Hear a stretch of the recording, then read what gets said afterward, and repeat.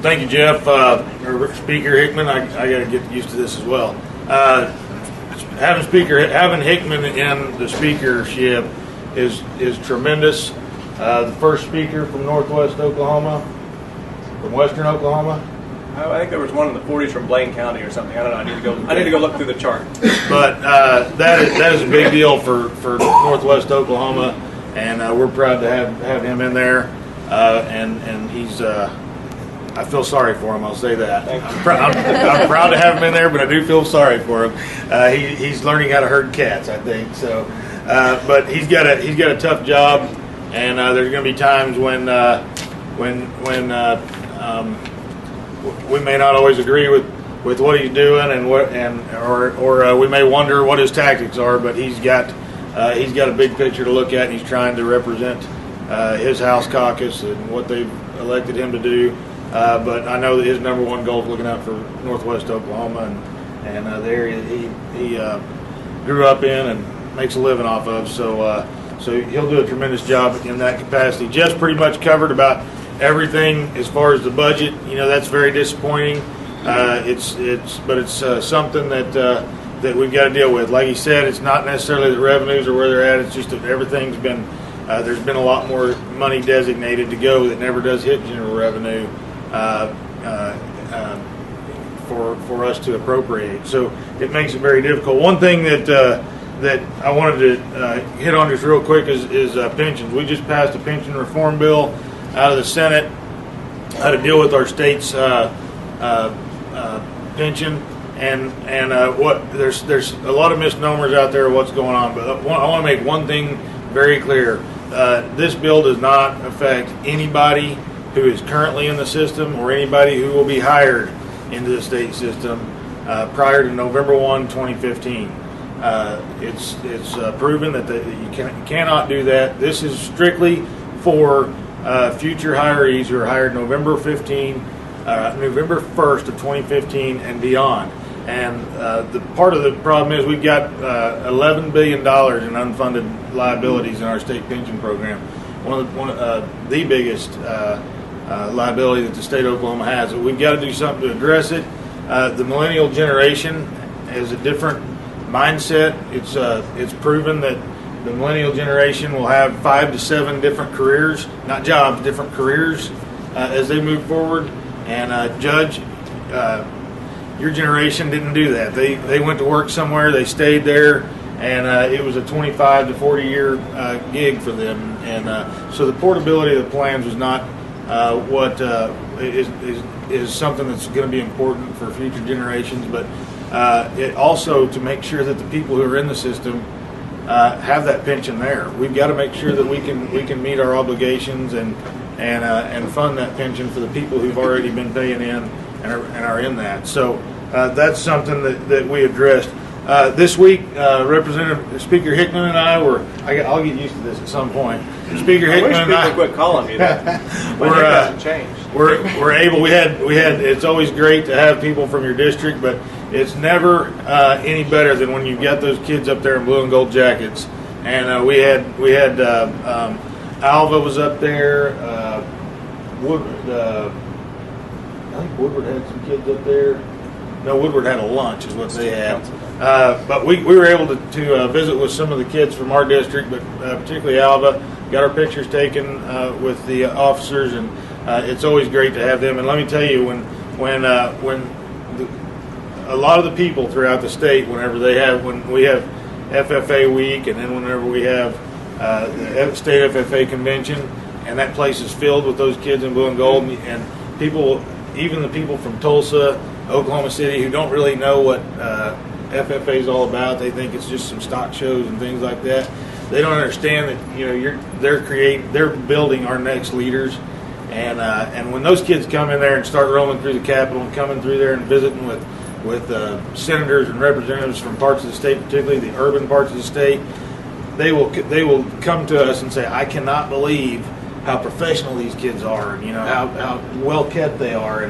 And it's really, really a good example, not just for the organization, but for rural Oklahoma and the type of investment we make in our young people. And so that is a very effective program, and it's always great to have them up there and we're really proud to have to showcase our kids. I've got a couple of things that I want to touch on. That one thing is probably going to be your favorite bill this entire year. I just got it out of committee yesterday.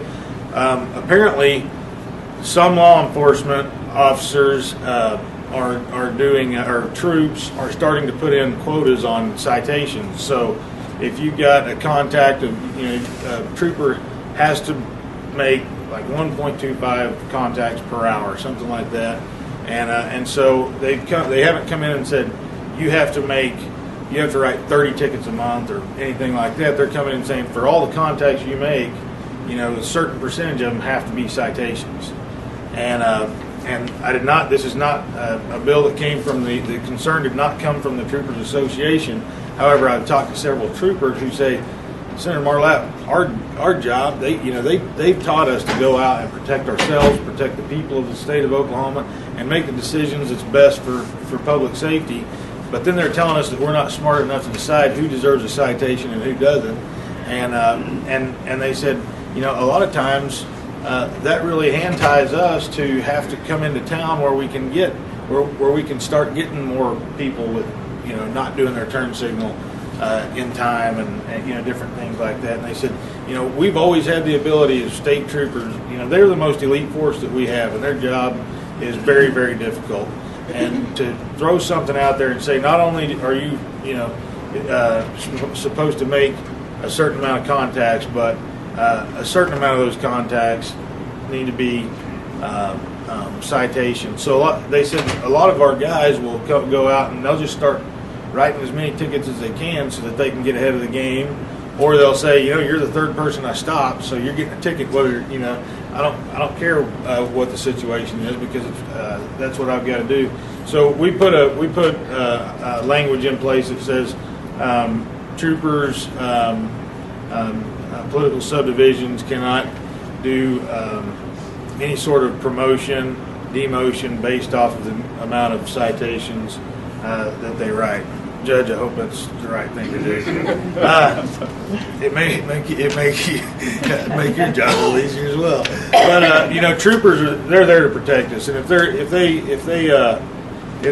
they sense somebody's a danger, they know when it's time to take somebody to jail, and they know when it's time to write somebody a citation. So I think that we need to leave that in their hands, and so. It has nothing to do with how many times I get pulled over, by the way. As far as in tax incentives, that's a huge thing, and it has a tremendous impact on our budget. Two things real quick on the horizontal drilling incentives. That's a big deal. It's we get compared to other states all the time, but a lot of times it's comparing apples and oranges. It's the tax incentive on horizontal drilling is 1% for the first 48 months, and that was put in place in the 90s. We changed it a couple of years ago when what they were doing was the companies were paying in to the Treasury and then being reimbursed that 6% back. In 2009, when we had the big downturn. We needed revenue. We were in a bind, and the industry said, all right, well, you know what?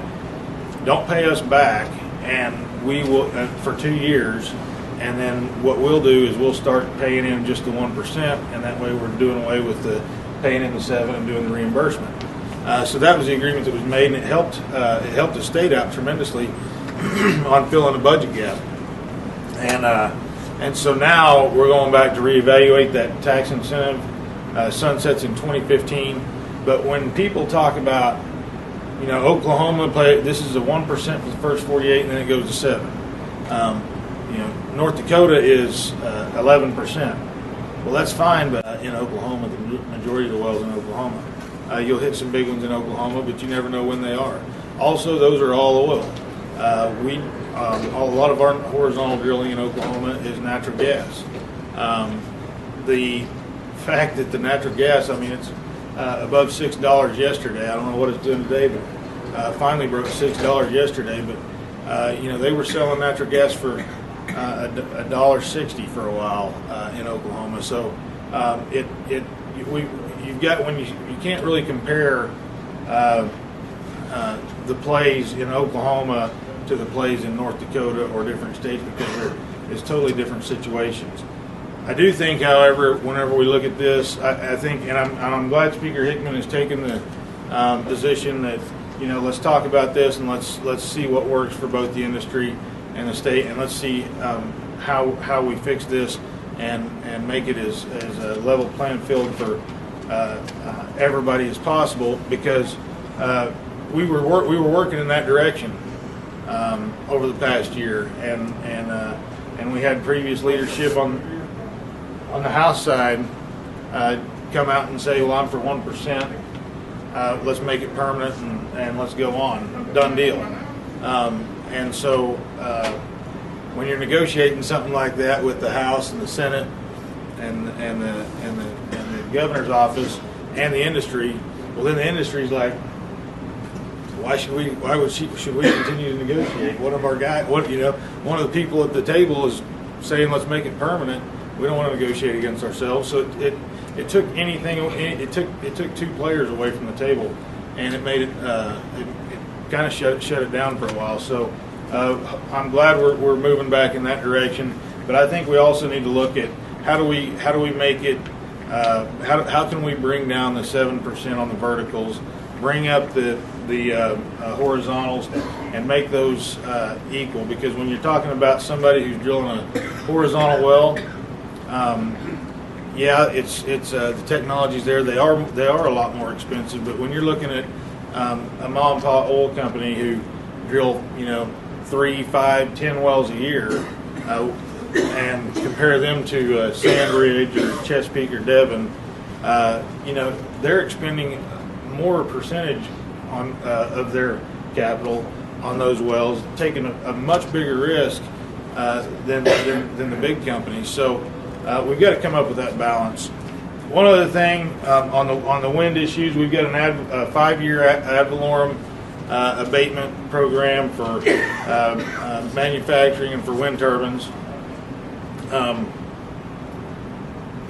lot of times what happens, and it's happened to a couple of different school districts, when those wind farms are built, the county assessor does their assessment.